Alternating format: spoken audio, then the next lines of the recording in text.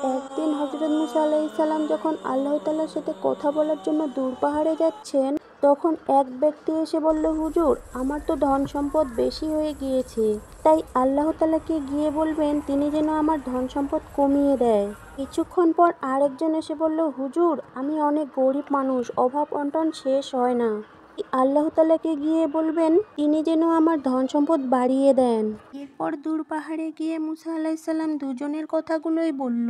তখন আল্লাহ তাআলা বললেন, মুসা, যেই ব্যক্তি বলেছে সম্পদ কমিয়ে দিতে, সে আমার একজন শুকরগুজার বান্দা, কিছু দিলেই সে শুকরিয়া আদায় করে, তাই আমি তার সম্পদ বাড়িয়ে দিয়েছি। এখন আমি তার সম্পদ কমাবো এই শর্তে যে তাকে গিয়ে বলবে সে যেন আমার শুকরিয়া আদায় করা বন্ধ করে দেয়, কারণ শুকরিয়া আদায় করলে আমি বাড়িয়েই দেব। আর যে বলেছে তার সম্পদ কম, তাকে গিয়ে বলবে সে যেন আমার নিয়ামতের শুকরিয়া আদায় করে, তাহলেই আমি তার সম্পদ বাড়িয়ে দেব। সুবহানাল্লাহ।